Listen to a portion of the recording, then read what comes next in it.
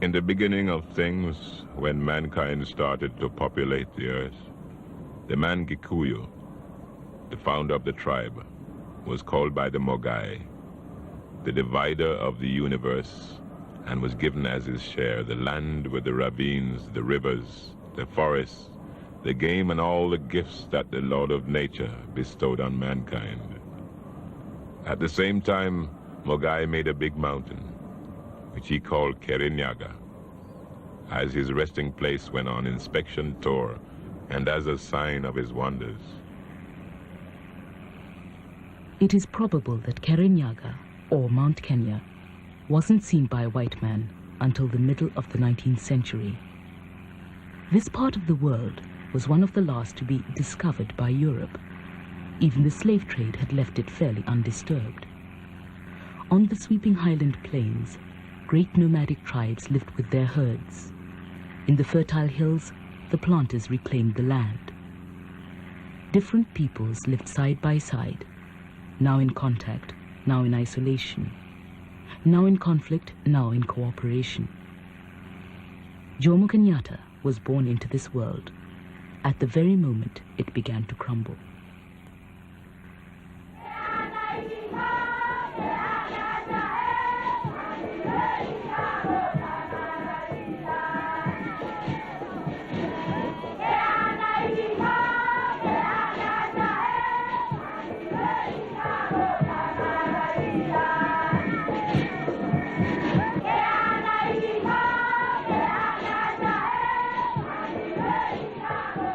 In 1895, Britain declared a protectorate over Kenya, an area of Africa the size of France, with a population of several million. Kamau Wangengi, now known as Jomo Kenyatta, was among them. His birth date is uncertain, but it must have been a few years either side of 1895.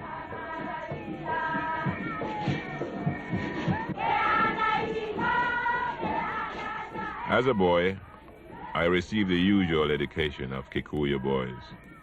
Following the tribal custom, I had to pass through several stages of initiation, and can therefore speak from personal experience of the rites and ceremonies. Kenyatta's childhood was spent within sight of Kirinyaga. Around him, the British government imposed its rule upon the people, using guns and barbed wire whenever treaties and persuasion failed. The first European I saw was a European who quarreled with my father. The European became very angry, and he tried to shoot my father.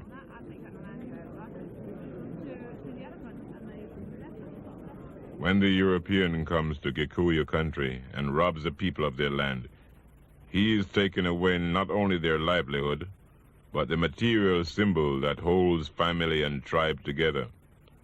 In doing this, he gives one blow which cuts away the foundations from the whole of Gikuyu life, social, moral, and economic.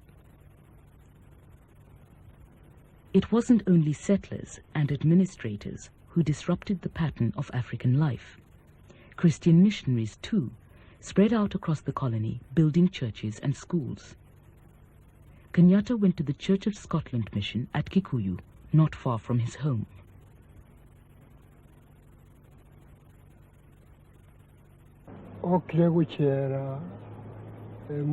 He had trouble with his leg, and while he was in the hospital here, he came to like education.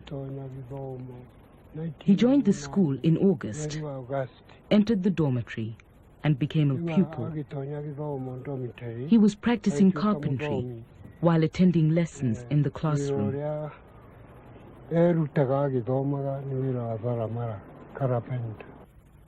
As far as religion was concerned, the African was regarded as a clean slate on which anything could be written. He was supposed to take wholeheartedly all religious dogmas of the white man and keep them sacred and unchallenged, no matter how alien to the African mode of life. Kikuyu parents were reluctant to send their children to school because they thought they would become Europeans. The missionaries used employment to induce us to attend classes. We were paid money, which we gave to our parents to buy goats. Before then, money was unknown in our society.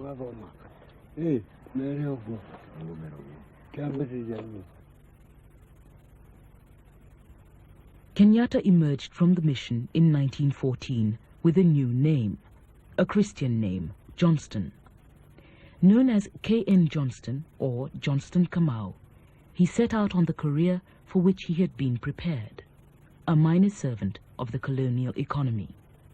In those days, white settlers or white people were not happy to see Africans try to improve their way of life. And considering my brother, he was one of those people who had their early education, who could read and write, and with understanding, if not a university education. And he was looked on amongst advanced or educated people. He used to wear a large hat, usually worn by South Africans, and he also wore a jumper coat. He carried a rhinoceros hide whip. That was when he started wearing a belt decorated with beads of various colors. Such a belt is known as Kenyatta. He told people his name was Kenyatta. He was known thereafter as Kenyatta, and no one dared address him by any other name, or he might be beaten up. He was a bit of a bully, a ruffian, but not all that bad. He merely wanted to assert himself. There are so many incidents which took place during that time because he was the first African to have a motorbike. And because some of the Europeans who were in Kenya were not very happy about it, there were a time that there were collisions with those Europeans who see him in a motorbike. And because he doesn't want to be let down by them, well, he has to defend himself. Here again we see my brother very smartly dressed, and his young and only son, Peter Muigai Kenyatta. He was a very young little boy. Then his lovely lady, Wahu, or Grace Wahu. Ali mwanake no ali mundu mwega muno mukeni na mwendi andu muno ningi ni ali mwendi kulima. He was a young man, a very nice man, a jolly sort of fellow who loved others very much. He also liked farming. He is a farmer. He grows anything, fruit, maize, everything. We lived in Nairobi. As a young bride, I had to be given pleasure. Those were really good times. He had no dependents other than myself and our son, Peter. I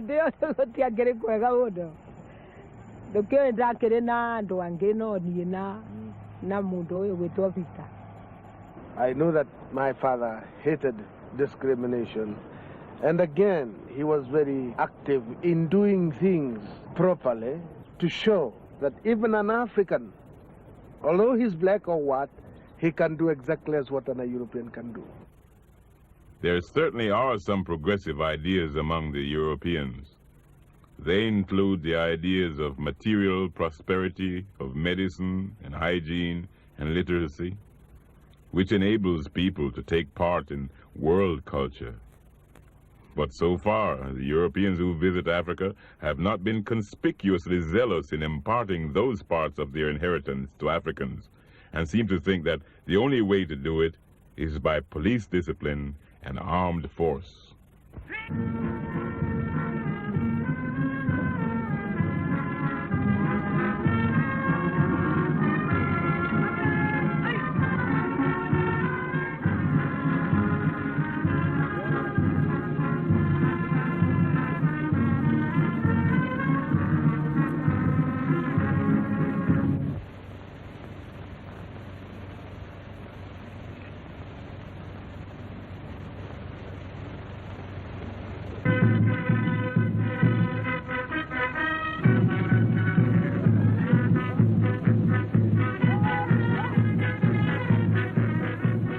The first organized African protest against British rule in Kenya occurred in 1922.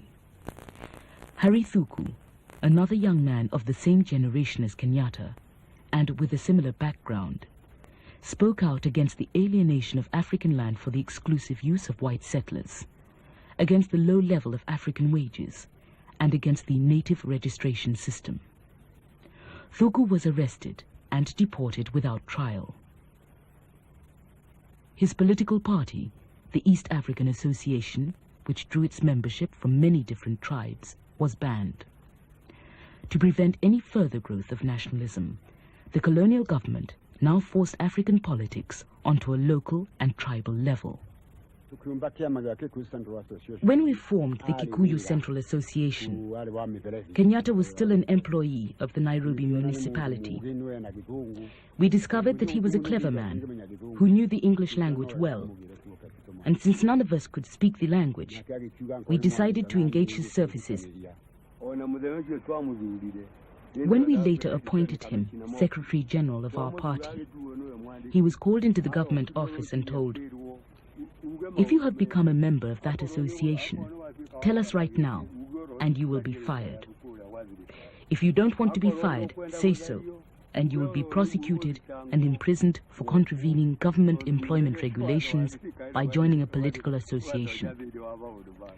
Kenyatta agreed to give up his job. In social relationships in Kenya, Europeans are masters and Africans servants. The vast majority of these Philistine whites in Africa believe that relationship to be part of the natural order of human society. Anyone doubting this idea would be regarded as a Bolshevik. Kenyatta suggested that we start a newspaper, Mwigwidhania, the Reconciler, and the association approved his suggestion. Through our publication, people became aware of their rights and desired to demand their freedom. They found that they could never be satisfied with the colonial government's reaction in Kenya. They thus decided to send a representative to Britain. They had chosen me at first, but since discussions would be held in English, which I did not know, what would I say to the committees? We therefore decided to send Kenyatta. I was told to sign his security bond, which I did. It was Kenyatta whom we sent to Britain. Kenyatta's first major test as a politician came ironically while he was away from Kenya. A bitter conflict had broken out in his absence between the Protestant missions and their Kikuyu converts over the question of female circumcision, the Kikuyu custom of removing part of the clitoris.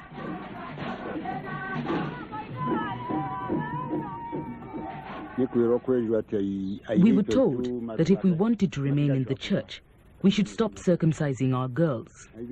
We objected to this because it was a sacred Kikuyu custom which could not be obliterated arbitrarily.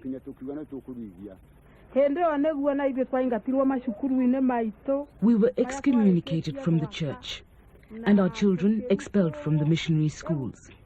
And we had built many of the schools and churches ourselves.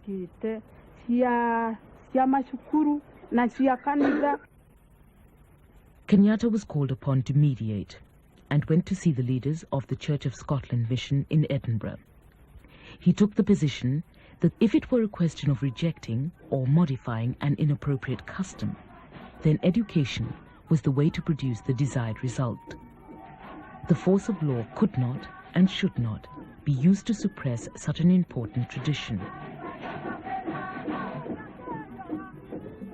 You could hear my father's name being mentioned in songs and dances which were danced by then, criticizing the missionary. One called Muthiregu, of which they used to say that Jomo or Johnston Kamau, he'll have a cup of tea with other natives. That's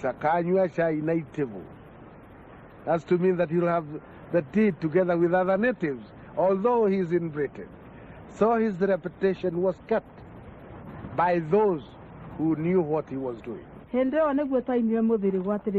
Na maito ne moru, na baba ne moru, ni ende moge koyo, dinge garurandi.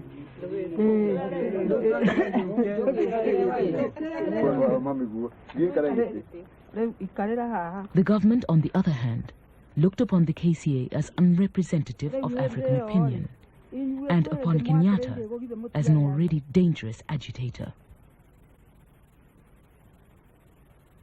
He was in England at the time with a kind of commission from his people to represent them where and when he found useful. They would cable over the head of the district commissioner when there was a spot of trouble in any tribe in Kenya. It wasn't only the Kikuyu, certainly.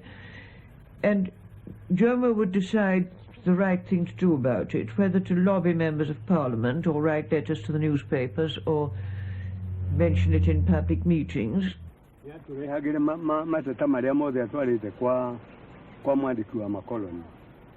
He always sent us copies of his dealings with the colonial office, and we kept him informed of what was happening here. Active agitation was forbidden, and if we presented our grievances to the local administrative authorities, they never bothered to put things right. We could only agitate directly through London. There was a question of the Wakamba having had their land curtailed, were now told that their cattle were too numerous and were causing soil erosion.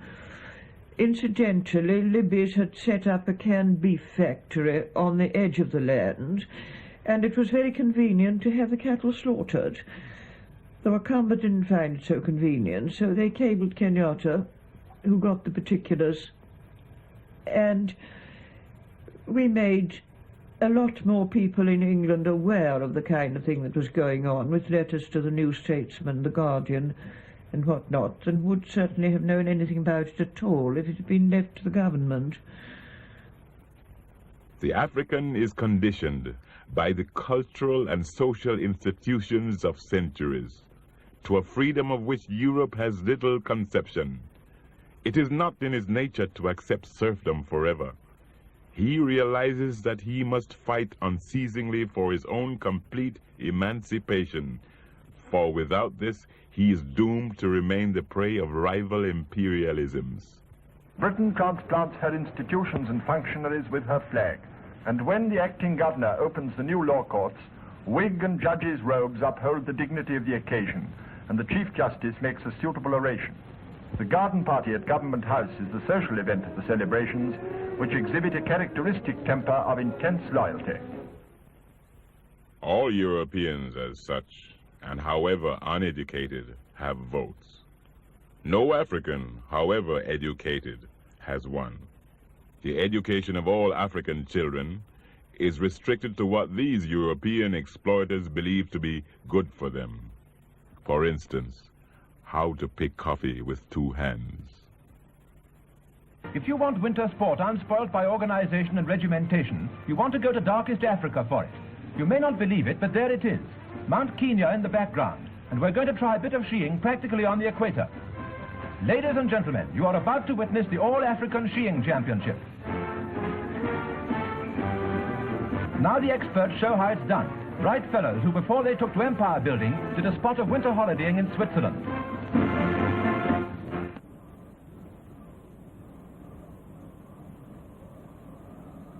Kenyatta's years abroad were a time of exploration and confirmation. He came under the influence of missionary contacts from Kenya, of communists, socialists and liberals, of Pan-Africanists from America and the West Indies. He visited Germany just before Hitler assumed power, and the Soviet Union during Stalin's program of rural collectivization. He studied at a Quaker college in Birmingham and at the London School of Economics. I knew him towards the end of the Depression. He certainly had taken it all in. One discussion I remember with some people in my flat who were taking the line that Africans were not civilized and pointing out as a mark of their barbarity the polygamous habits of the Kenya Africans. Jomo retorted, which is the more civilized, 50 wives or a hunger march? This was the kind of way that he'd seen England, with, I think, with an anthropologist's eyes.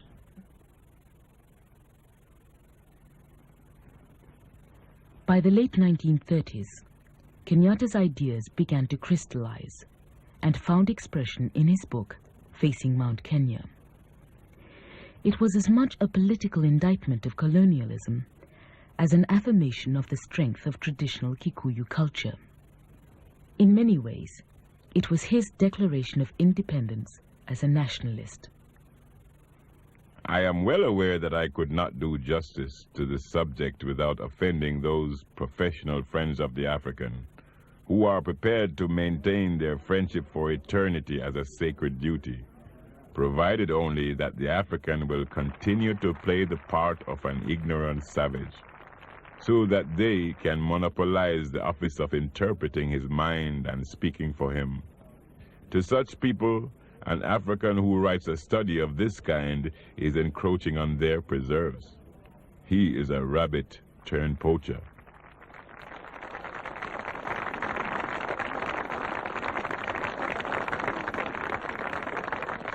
He was a man who was sought after by many Africans. They knew of his commitment, they were aware of his dedication, and many did so from a point of compensation. They wished they had his valor, they wish also they had his background, so as to be able to appreciate the evils of colonialism to the extent that he was able to appreciate it. I don't know how early this sense of himself as, so to speak, the uncrowned king grew upon him, but I know it was there very strongly. I remember he once told me that in Kenya, mothers would tell their children to soothe them when they were in distress, Kenyatta coming. Kenyatta's prospects for returning to Kenya were negligible by the time the Second World War began. His KCA colleagues, as well as the leaders of several other political parties, were detained without trial in 1940. Kenyatta's efforts to reform the political situation in Kenya by pressuring the British government in England appeared to have had no success. He moved out of London to Storrington, a Sussex village 40 miles to the south. He was absolutely cut off from supplies and almost absolutely from correspondence. While at Storrington, Kenyatta met and married his second wife, Edna Clark, an English governess. I think Edna encouraged him a great deal to take a job, and he took a job as a farm labourer. He got on famously with the other farm labourers. He worked harder, I should think, than any normal Englishman did, though I must say at the end of his first week he came home and told me that he hadn't known that English people could work as hard as his labouring friends did. He'd never seen them do anything like that in Kenya, you see. Kenyatta remained in Storrington throughout the war years, although he travelled frequently to lecture to searchlight brigades, workers' groups, and anyone else who would listen to him. In 1945, he took part in the 5th Pan-African Congress at Manchester, but he held himself back from any specific commitments.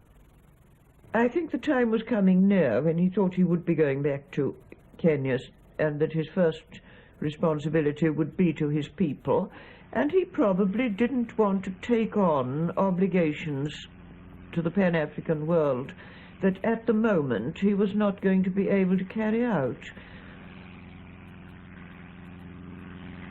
As he had done 15 years before, Kenyatta once again left his family, his friends, and a whole way of life. He returned to Kenya in September 1946.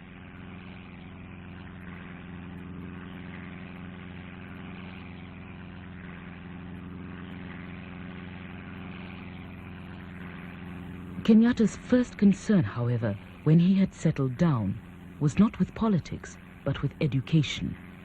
7 months after his return, Kenyatta became principal of the independent African Teachers College at Githunguri. He also married again.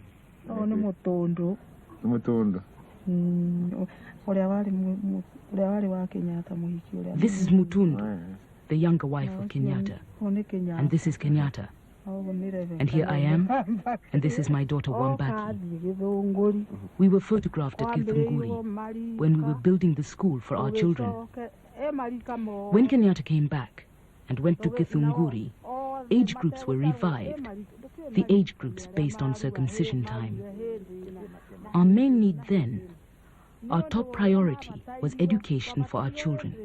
This was our priority, because without education, it would have been impossible for us to demand our political rights. Our youth had to be sharpened. Could Kenyatta have gone to Europe if he hadn't been educated? Our main purpose was to educate our children, to be able to liberate our country from European occupation. We were like prisoners in our own land then.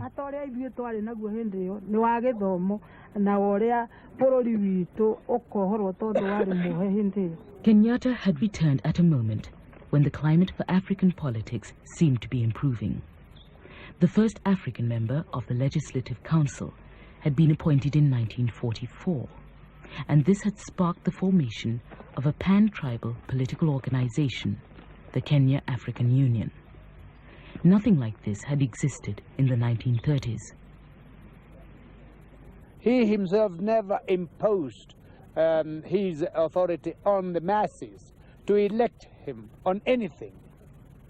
He left them to choose, and in a very big meeting in Kaloleni Hall, where I presided, they unanimously elected him the president of the party.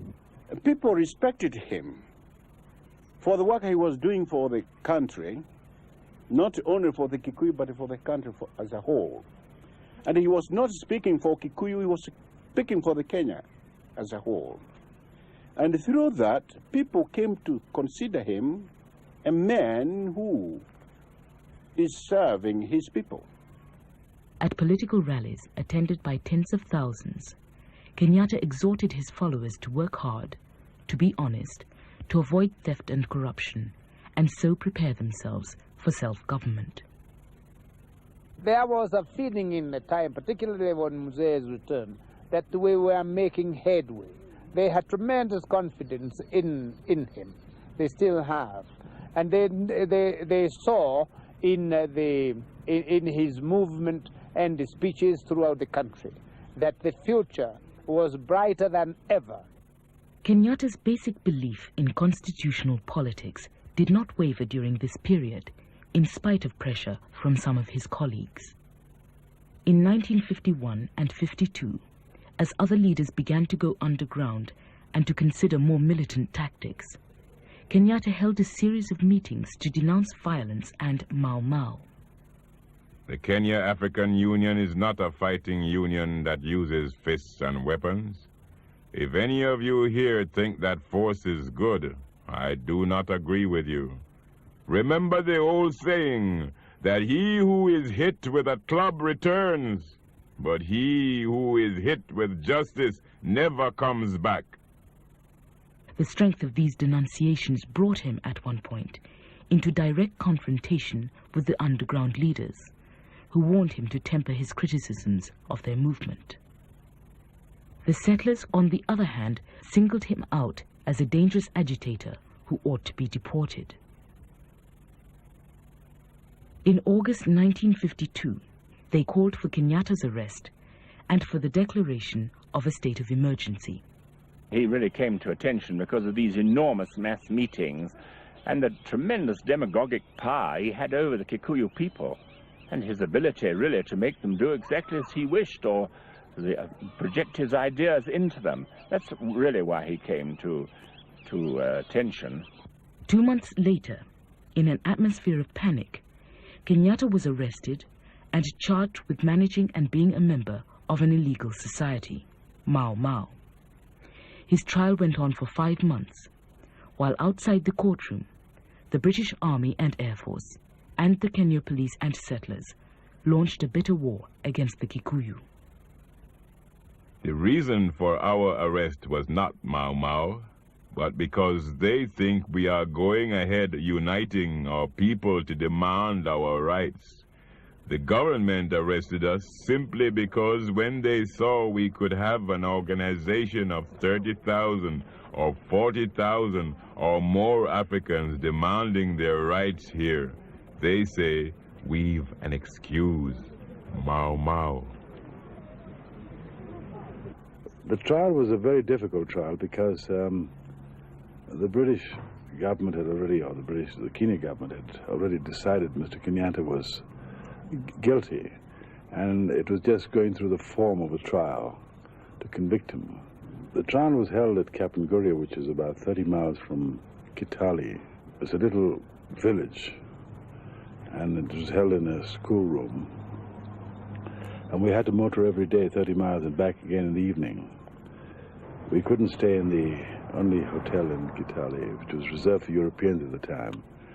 We found it very difficult because the government had access to all the witnesses they needed.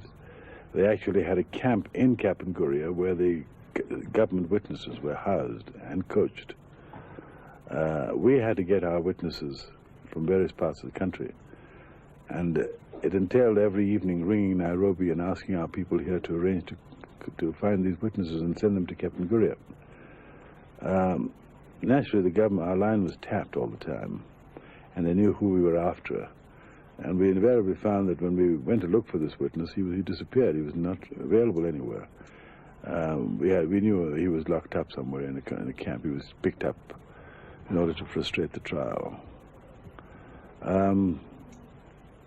The judge who was conducting this trial had retired, but he was brought in specially for this case. He was well known to be anti-African, and the irony of it is, after he passed judgment that morning, he had to leave the courthouse in an armored car and was not seen in Kenya again. You, Jomo Kenyatta, stand convicted of managing Mau Mau and being a member of that society. You have protested that your object has always been to pursue constitutional methods on the way to self-government for the African people, and for the return of the land which you say belongs to the African people. I do not believe you. On April the 8th, 1953, Magistrate Ransley Thacker sentenced Kenyatta to 7 years imprisonment with hard labor, and recommended that he be restricted afterwards.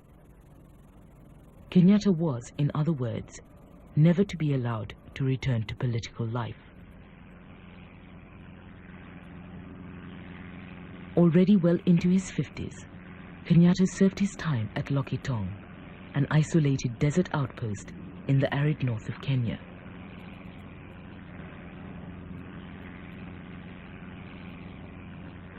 Na ingawa alikuwa anatezwa, yeye mwenyewe hakuwa mwoga na alikuwa na matumaini ya kwamba he would encourage us and say that we should not despair because our land would be free. He told us it wasn't only in Kenya that people were imprisoned for demanding freedom. He had seen many leaders imprisoned, he said, and their countries still became free. Na wanajitawala, kwa hivyo tuziwe na wasiwasi. Many things have been done to astound and frighten the heart. Yet although this is very sad, I feel that it is not right for a man to be filled with anger and disquieted in his heart, because to do this is sheer folly. In my opinion, it is better to be calm and to forget evil, and to look forward to the good which will follow when all these troubles are at an end.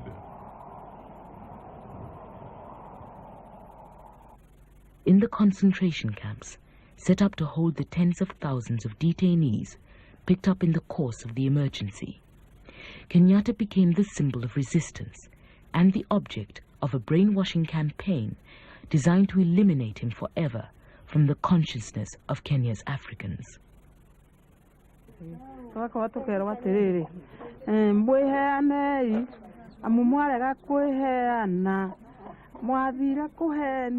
We were told, give yourselves up. You were deceived by Kenyatta that you would be given freedom, and you will never get that freedom. Those people who advised us like that were ruining our country. They would say, you will have to rescue yourselves from here. Confess everything, or you shall never be free.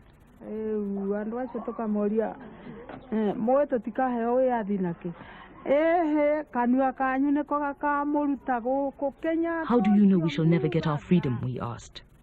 Never, they said. It is only your mouths that will save you from here. That Kenyatta of yours deceived you. You will not see independence.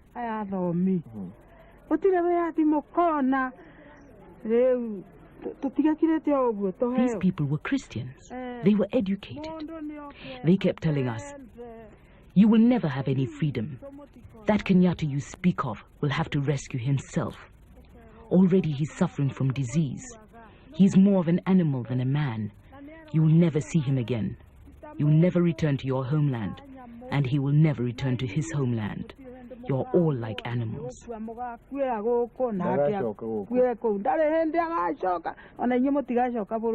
This is what we were told. And we still see the same people today. Yes, even today, they are still with us.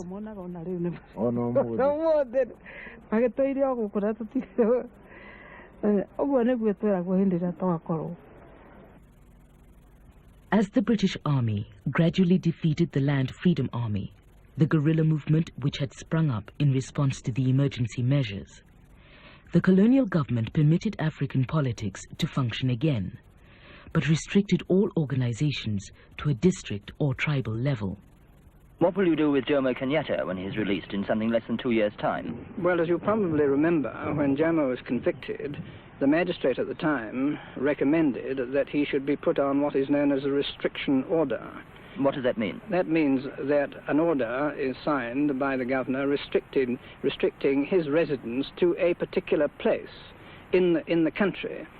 The order may restrict him to a mile of the place that he's living in, half a mile of the place that he's in, even a few hundred yards. Will that place be in Kikuyu country? I doubt it. We haven't actually made up our minds yet as to where it's going to be, but I certainly don't think he'll be allowed to come back to Kikuyu country.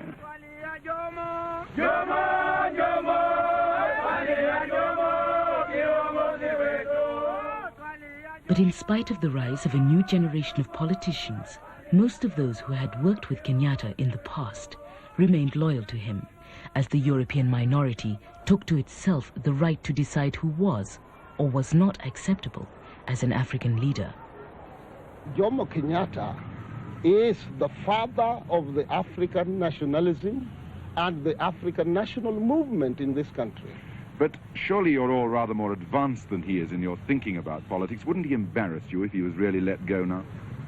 We cannot in any sense be more advanced than our teacher and master, whom I think is much more advanced in political outlook in this country than we are. We are still just in the stages of learning politics from him. Kenyatta, now under restriction, had been moved to Lodwar, still in the northern desert. He was joined by his fourth wife, Ngina, and was allowed occasional visitors. He's alert, he's capable, he's completely well informed, and I am satisfied with him as the leader of this country.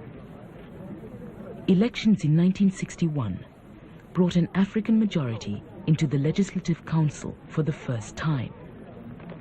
But until Kenyatta was released, the leading party, the Kenya African National Union, refused to participate in the government. On August the 14th, 1961, Kenyatta came home.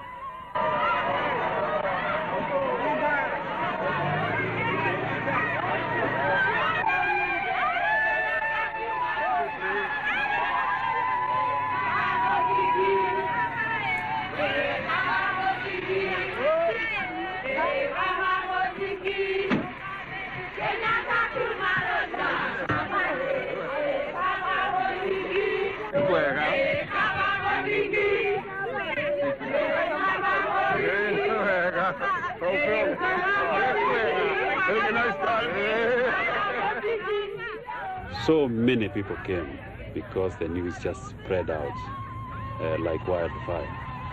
And they tried to speak to them.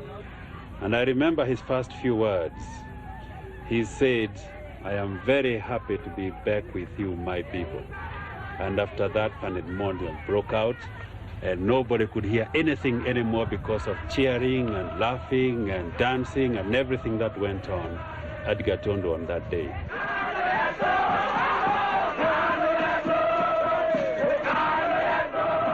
He tried to climb on a vehicle that was there so that he could see more people and people could see him, and that even made it worse and everybody came rushing. And that was a very great day for most of us in Kenya. When do you want independence for Kenya? Today. What means are you ready to adopt to achieve independence? Constitutional means. And do you condemn Mau Mau violence and oath-taking? Well, I have never approved of any violence at all.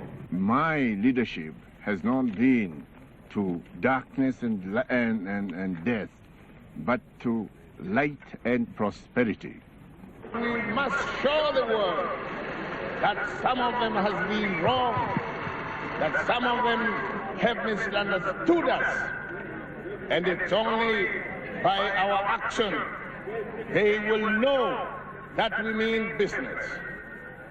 Brothers, I think I have spoken enough in this language. It is not my wish that I should be speaking to you in a foreign, and for that matter, in colonialistic language.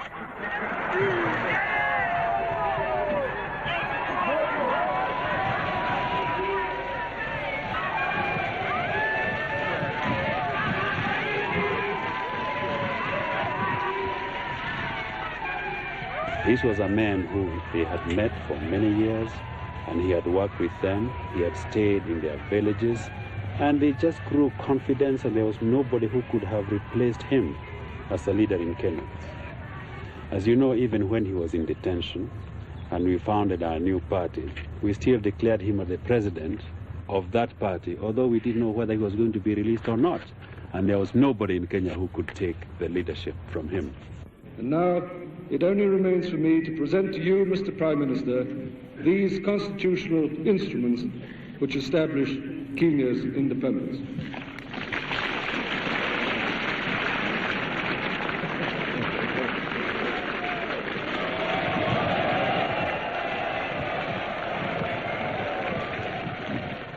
Now, from sweat, there's something. You see, this car here, my brother used to travel in this before he was arrested. They took it when it was in good order from my brother's house there. But when damaged it, they towed it right here. It was a lovely car when he was using it. It's a quite lovely car. Hanson Terraplane, very strong car. But now it's become scraps. After suffering for a long, long time for his people, he's rewarded now with the nice cars and the other things to repair his things which were taken by the government. You see, I don't think he was sorry that he was detained. I think he knew that God has plans for him. He didn't doubt about it. He always foresaw that God had plans for him. and to come back to help his people. As a man in power, Kenyatta surprised some of his old friends, as well as some of his old enemies. Just after he became Prime Minister, he went to Nakuru, in the heart of the old White Highlands, to address for the first time the white settlers. Some of you heard Kenyatta, you say, oh, that's a horrible man, I wouldn't like to see him. He's a horrible man. But here I am, ladies and gentlemen. I am just a human being like yourself. If I have done mistake to you, it's for you to forgive me. If you have done to me, I say it's for me to forgive you. I think some of you have been maybe worried what will happen if Kenyatta comes to be the head of the government. He has been imprisoned. Maybe he has been given trouble. Well, now, let me set you to rest. That Kenyatta has no intention whatsoever to look backward. We are not going to look backward. We are going to forgive the past. Within 3 years of independence, Kenyatta's moderate policies were challenged by an opposition party led by some of his closest colleagues from the pre-emergency period.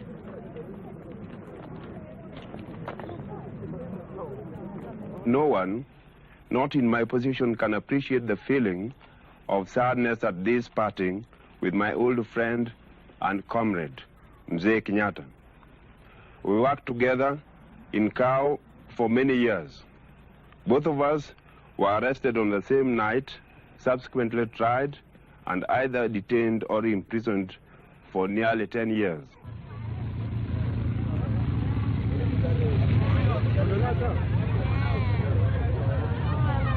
Three years later, the opposition party, the Kenya People's Union, was banned.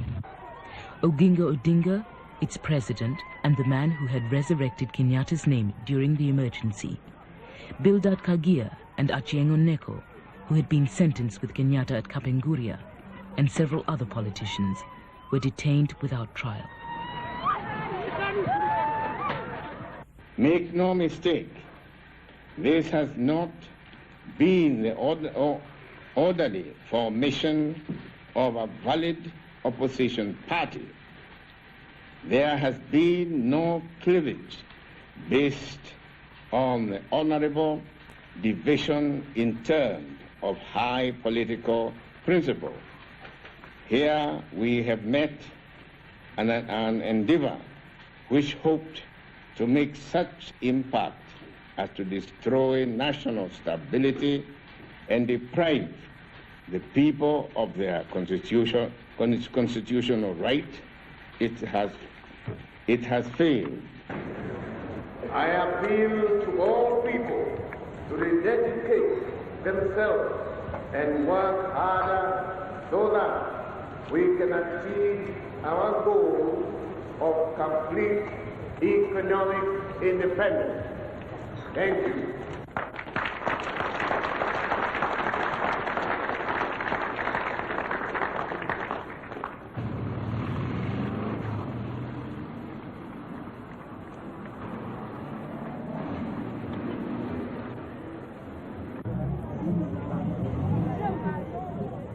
You know, Mzee Kenyatta has fought, he has struggled, and he has even suffered a great deal because he wanted independence and freedom for all peoples of Kenya. This in itself is very important. Besides, he has brought hope and pride to our people who have been oppressed in the past, to our people who have been colonized, and now they have elevated themselves into the status of other free human beings in the world. And for our people who have suffered such a long time under humiliation of colonialism, and people who are regarded as subhumans by other people in their own country, this independence, pride, and also the feeling that people are as human as anybody else is probably one of the greatest contributions that any man can make anywhere in the world.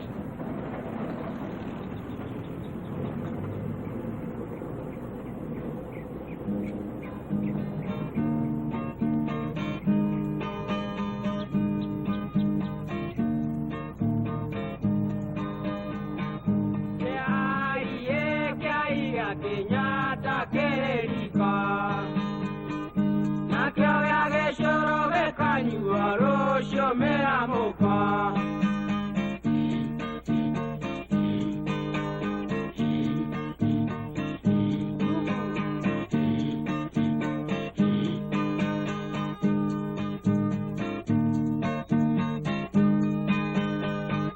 Doigire mbuwe doigire mbungete kone